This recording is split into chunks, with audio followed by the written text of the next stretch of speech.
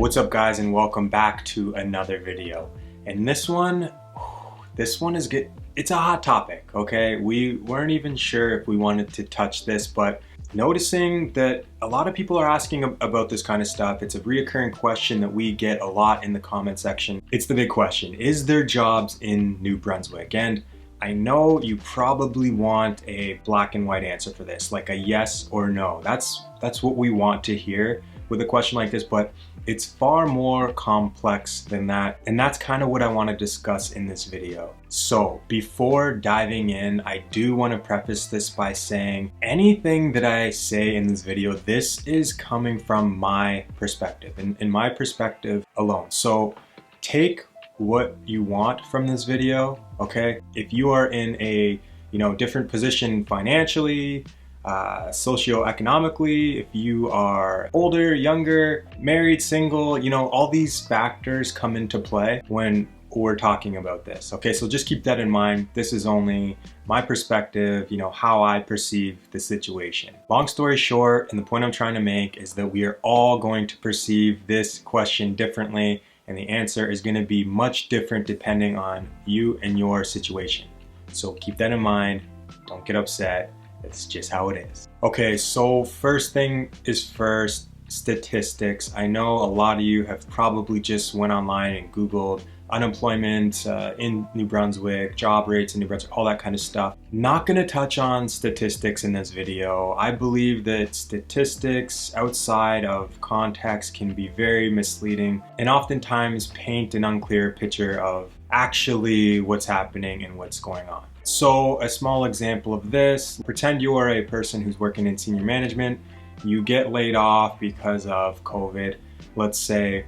Now you go on unemployment insurance in Canada, okay? So you're on unemployment, you are contributing to that unemployment rate statistic. Even though you're a bright individual, you're hardworking, you're motivated, you could probably go out and get a job tomorrow at Tim Hortons or delivering packages for Amazon, but you're not gonna do that. Why? That's another topic in its own, but you guys get the picture. That person is contributing to the unemployment rates in the province or in Canada. So that's why I'm not gonna really touch on statistics. I hope you can see the sort of picture that I'm trying to paint for you here. It can be misleading if taken outside of context. Okay, so the first thing that I really want to talk about is financial needs, and this is something that it's just so different for every person. It's different for me than it is for you, than it is, one of my neighbors down the street. We all have different financial needs. We all have taken on, different payments, different toys that we've bought, whether it's car payment, mortgage, maybe some of you guys have an ATV or four-wheeler or boat. There's all this kind of stuff that gets added into the factor.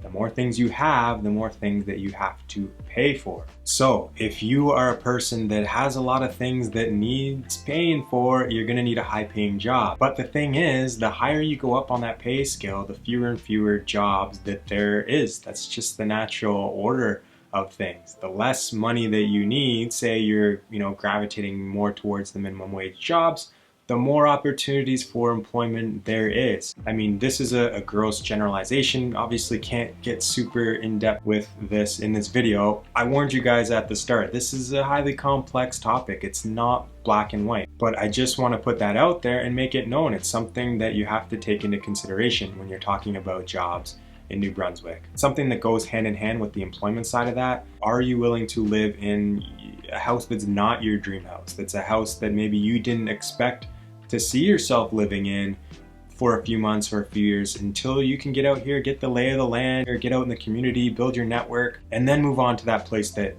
that you've dreamt of or that you really love. Like, are those the sacrifices that you're willing to take? These are things that you have to answer for yourself. And again, I'm going to keep saying this because you may have forgotten what I'm saying now. It doesn't apply to everyone. I understand if you're 70 years old and you're trying to come out here and retire, or you're at a point now where starting a new career or getting new skills, it's just not in the cards. I get that, okay? But I can't touch on this subject for every single person, so this is just our perspective, okay? So I hope some of you guys at least are resonating with what I'm saying. Okay, and the third point, and I just said the word skills. What are your skills? Like, what is it that you do? Are you a tradesperson? Are you a white collar person, blue collar person? Are you a freelancer? Are you in some type of niche that it maybe isn't out here? Or maybe you're gonna start a business that's a niche that would be perfect for, Atlantic Canada or New Brunswick.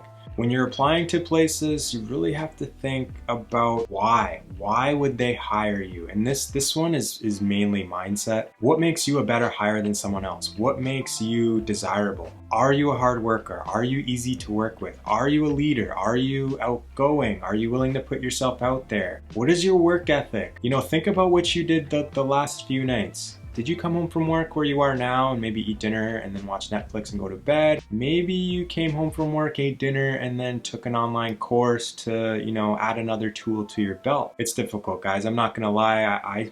I'm human too. I struggle with this. I feel guilty when I put my feet up sometimes because I know there's people out there who are going that extra mile to separate themselves from the crowd. Being a former professional hockey player, that was my world. I was fully aware at all times that if I wasn't always working on my craft, going the extra mile, putting in those extra hours, that there was somebody else out there that they were gunning for my job, that they were making themselves more valuable than me. So we have to keep all this stuff in mind. A lot of us have this idea, this sense of entitlement that we should just get hired for no reason, and when we don't, it's like, oh, there's no jobs. Yeah, it's a mindset. Just putting it out there, okay? Just putting it out there. I know maybe you've never thought like this, but there's people who have, so just keep this all in mind, okay?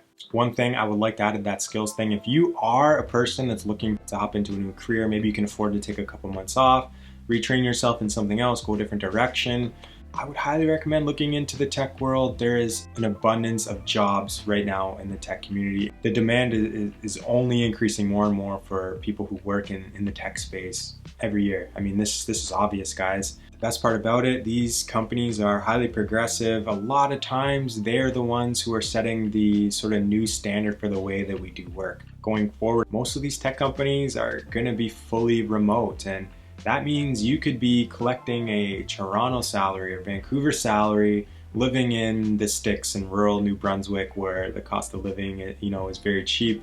I'm talking about housing here. I know there's a bunch of you guys who are, oh, dairy's more expensive out here. Just gonna say for the record, you don't need to buy dairy. Anyways, just something to think about. Again, this is really just surface stuff. We could dive in on all these topics, and just giving you some ideas, something to think about, maybe help you change your mindset when it comes to jobs in New Brunswick. This one is actually hilarious because a lot of people are just not gonna understand it. And it's not one of those things you move to New Brunswick for, and that's geography. This comes back to sacrifice. Like, what are you willing to do to move out here? And what I'm referring to is commuting. Okay, so if you move to rural New Brunswick, somewhere, I'm talking like an hour from any of the major cities, Moncton, Fredericton, St. John kind of thing. Maybe you can throw Sussex in there from what I've heard. I don't really know much about Sussex, to be honest. But are you willing to drive an hour to Moncton to go to work? Because that's where you found a job. Are you willing to do that? I know that's not why we move out here to New Brunswick. A lot of people move so you don't have to do that. But you're new here, you need a job, you need to do what you gotta do to make ends meet. Are you willing to commute an hour to go to work? And it doesn't have to be forever. For a few months, are you willing to do that? For a year, until you can sort of restructure your situation, build your network and get that situation that is ideal for you. Okay, these are sacrifices. I know a lot of people are not willing to make any sacrifices. They have this long list of things that they want, and that's the end. There's no flexibility.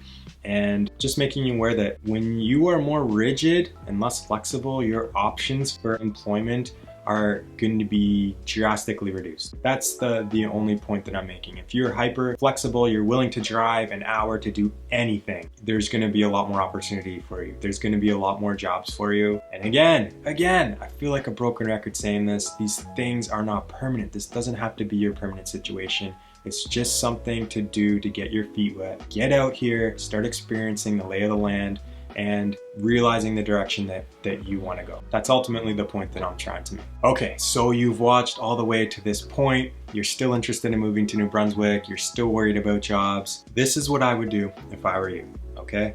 Start applying. start spraying your applications out everywhere. Take whatever job that you can get. Again, it doesn't have to be forever. Just get started. Get out here, get into the community. This is huge. The people out here, we've made a video about this. I've said it probably in every video that we've made about New Brunswick. The people are so friendly out here. People genuinely want to help you. Get out into the community, like join the softball team. Go sign up for, rec league hockey like I did. I met a ton of unbelievable people just playing men's league hockey. Also a ton of fun, good way to stay in shape. Join a gym, volunteer if you can. Any of these things to just get you outside of your house and into the community where you're gonna meet people. You're gonna let them know your story, you're gonna make friends, and from there your network is gonna grow. And that means your opportunities are gonna grow as well, especially if they know that you're looking for employment. They start to see what type of person you are. They start to see that you are a trustworthy, reliable, hardworking person who's a leader, who is willing to go the extra mile. Like, that's when the opportunities are gonna start coming to you. But it requires, putting yourself out there and putting the work in on that side of things. Okay, so yes, I know guys, this is a contentious topic. I feel like I didn't even really do a good job diving in on this. There's just a whole lot, but I really wanted to just touch on the surface stuff for you who are thinking about it, but are, maybe you're more of a nervous type of personality, and rightfully so. I get it. How we make our money is big. We all got to do it. And I hope that you were able to maybe take a couple things out of here in terms of like the mindset and how to approach the job market. And it'll help you in your journey. And if you're offended at any of this, saying, oh, that must be nice just to be able to approach the situation like that, you're privileged, and I don't know. I'm sorry guys, that's just the way that I view the world. So I warned you though. Anyways, that's the end of this portion of the video. I actually hate how my computer always goes off behind me. I thought I fixed that for this video, but I guess I didn't. Yeah, it annoys me. I notice it's happening, and I know you probably do too. Maybe you don't, and now you do, and now I just probably shouldn't. I hope you learned something. Like, I genuinely hope you learned something and you gained something from this video. If you did, please leave a like, leave a comment. Let me know if you want me to expand on any of these things or go deeper. I definitely can, and I'd love to help you guys out. Subscribe if you haven't already. Believe it or not, guys, like, most people who watch our videos are not subscribed. It's like 80% or something like that. It's actually crazy. So it helps us out a lot. Dropping a like, a comment, subscribing. It helps us grow, inspires us to make more videos like this. It lets us know. It's like that sense of validation, like, hey, we care that you're making videos. Keep doing it because you're helping us, man. So yeah, please hit that like button, subscribe, comment, and we'll see you in the next video. Peace.